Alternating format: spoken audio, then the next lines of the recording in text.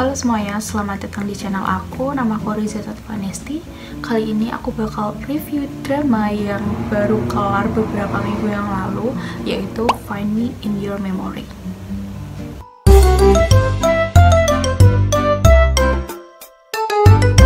Find Me in Your Memory. Drama ini ditayangkan di TV kabel MBC sebanyak 32 episode yang masing-masing episode berdurasi 30 menit.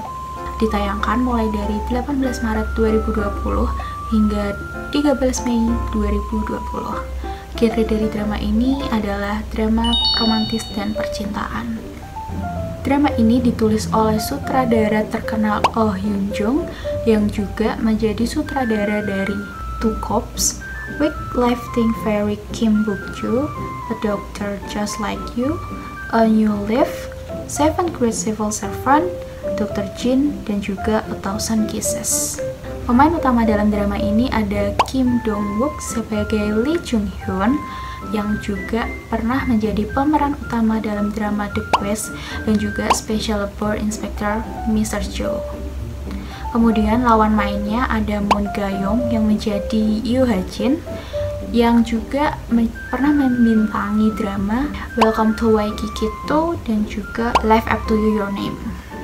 Drama ini menceritakan tentang dua orang yang memiliki penyakit ingatan yang berlawanan. Lee Jung Hyun yang bekerja sebagai penyiar berita News Live menderita penyakit yang namanya hipertensia, di mana dia mampu mengingat segala kejadian dan kegiatan yang dilakukan selama hidupnya. Hingga detail-detailnya pun dia masih mengingatnya. Tidak bisa mengingat kejadian penting yang ada di masa lalunya. Itu adalah sebagai bentuk mekanisme pertahanan psikolog yang pernah dia alami di masa lampau. Dalam drama ini, masalah yang timbul hanya disebabkan oleh dua pemain utama di atas, yaitu Lee Jung Hyun dan juga Yoo Ha Jin. Pekerjaan penyiar radio dan aktris pun tidak terlalu di-up di dalam drama ini. Masalah-masalah dalam pekerjaannya tidak terlalu di-up karena memang fokus pada kisah antara mereka berdua tentang masa lalu mereka dan juga masa sekarang. Jadi ya, drama ini hanya berputar-putar di kehidupannya Lee Jung Hyun yang harus survive hidup dengan masa lalu tragis yang tidak bisa dia lupakan karena penyakitnya, dan juga berputar di kehidupannya Yoo Ha Jin yang sebagai aktris sedang naik daun, dimana dia punya banyak haters dan juga hidupnya penuh dengan skandal-skandal. Tentu saja menjadi aktris juga menimbulkan masalah stalking atau penguntit. Masalah klasik ya kalau penguntit itu. Tapi sebenarnya masalah utama di drama ini itu dari penguntit itu, di mana kisah dari cinta pertamanya Lee Jung Hyun itu juga berawal dari penguntit. Sebenarnya paling agak berat itu adalah adegan di mana cinta pertama Lee Jung Hyun harus meninggal karena penguntit. Penguntit dibunuh, aktris penguntit, ya taulah selanjutnya bakal apa. Sebenarnya jadi drama ini sebenarnya udah mudah banget ditebak alur ceritanya bakal kayak gimana. Jadi nggak begitu surprise sih untuk masalah adegan-adegan di episode selanjutnya. Yang menarik di sini adalah karakter dari Lee Jung Hyun atau penyiar Lee yang bawaannya itu serius, cuek, terus juga terlihat bertanggung jawab dan auranya itu gagah. Mungkin karena pekerjaan dia yang menjadi penyiar berita News Live, jadi ya karakternya emang harus seperti itu.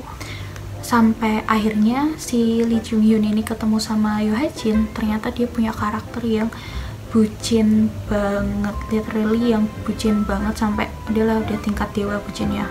Tapi karakter dia yang serius, cuek, bertanggung jawab, dan gagahnya itu nggak hilang walaupun karakter baru bucinnya dia itu muncul.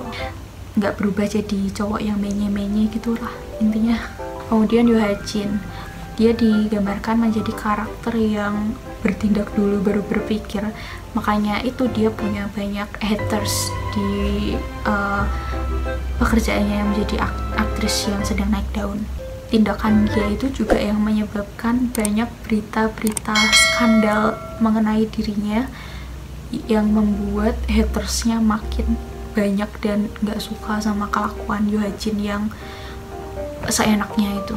Jujur biasanya aku sebel banget sama cewek yang menye-menye dan manja gak tegas kayak gitu, tapi di drama ini Yoo Ha Jin tuh menye-menye tuh beda karena dia gak memperdulikan omongan-omongan jahat dari orang-orang yang mengkritiknya dengan keras, karena dia selalu berpikir positif. Kalau menurut dia itu semua dukungan, bukan kritikan. Selain itu dia juga punya karakter yang sangat ceria, jadi vibes-nya tuh ceria banget, dan pekerja keras karena kisah yang menjadi aktris itu dimulai dari 8 tahun yang lalu, dimana dia nggak jadi apa-apa sampai akhirnya dia menjadi aktris dan hanya ditemenin oleh adiknya yaitu Ha Kyun yang juga manajernya.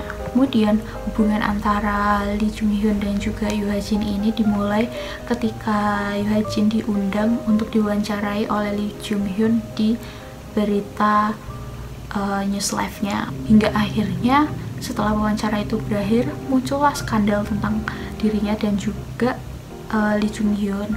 Kemudian di saat yang bersamaan Yoo Ha Jin juga baru aja rilis film baru di mana dia jadi karakter utamanya, dan juga skandal dengan Lee Jung Hyun yang sedang naik daun menjadi penyiar berita yang banyak penggemarnya karena dia sangat kritis terhadap orang yang diundang di acaranya. Itulah yang membuat mereka membuat sebuah perjanjian atau kontrak pacaran selama 1 bulan supaya film dari Yoo Ha Jin ini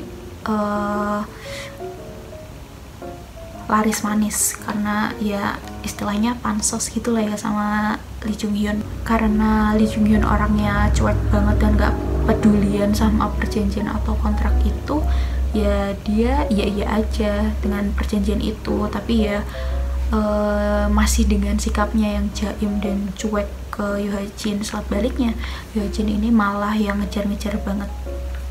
Tapi akhirnya si Lee Jung Hyun ini tahu kalau Yoo Ha Jin itu adalah sahabat dari cinta pertamanya di masa lalu, dan juga dia tahu kalau Yoo Ha Jin ini nggak inget atau lupa tentang kenangan hidupnya bersama cinta pertamanya itu.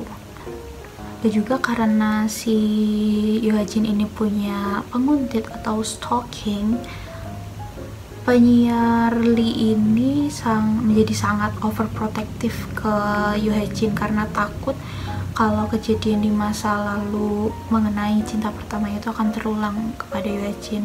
Jadi dia mulai peduli dan terbuka kepada Yoo Ha Jin. Menurut pendapatku, drama ini sukses banget mainin emosi penontonnya di setiap episode, karena ada episode yang khusus bikin kita sedih gitu, terus ada episode yang khusus bikin kita tegang juga kepo, dan ada juga episode yang bikin kita tuh bahagia senyum-senyum sendiri ngelihat sejoli-sejoli yang pacaran gitu. Apalagi di episode 25 hingga 32 atau episode terakhir, fokus konfliknya itu sudah ke Yoo Ha Jin dan juga Lee Jung Hyun.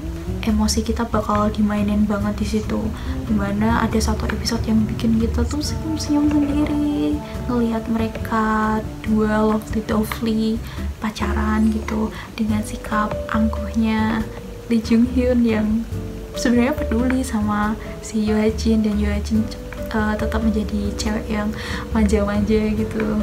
Tapi juga di episode selanjutnya kita dibuat kayak yang baper, nangis-nangis, sedih gitu. Apalagi ditambah background yang mendukung banget, bikin drama ini lebih hidup.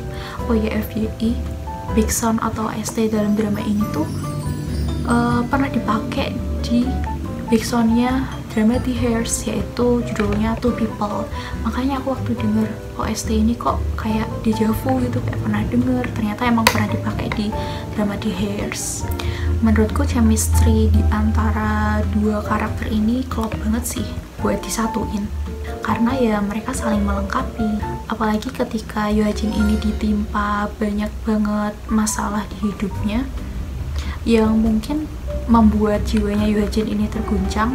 Nah, Lee Jung Hyun ini selalu ada buat Yohjin dan gak pernah menyerah buat nguatin Hajin. Dan karakter lain dari Yohjin ini sebenarnya tuh dia tuh labil banget. Di episode ini dia ngomong A, tapi di episode selanjutnya dia udah berubah pikiran lagi. Tapi untungnya karakternya Lee Jung Hyun ini bisa mengimbangi lah ya, maksudnya bisa membackup dan nggak menyerah buat Yohjin. Drama ini juga nggak sepenuhnya drama romantis yang alurnya tuh slow, nggak kayak When the Weather is Fine. Di sini juga ada unsur komedinya dari pasangan Ha Kyung dan Jo Il Kwon, yaitu kisah antara manajernya Yohjin dan juga reporter rekanan dari Lee Jung Hyun. Oke, untuk drama Find Me in Your Memory ini aku kasih rating 3/5. Kalau menurut kalian gimana drama ini? Review dan komen di bawah ya. Aku juga mau diskusi sama kalian tentang drama ini. Menurut aku juga ini dramanya bagus sih, karena aku cukup mengingat pemain-pemainnya dan juga konfliknya. Biasanya tuh aku cenderung orang yang selalu gampang ngelupain drama apa yang habis aku tonton sini gitu. Oke, gitu aja review drama Korea aku kali ini.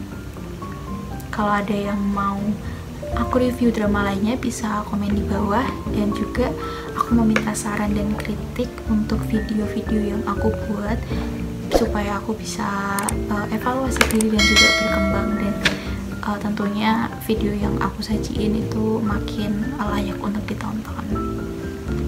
Udah segitu aja, makasih.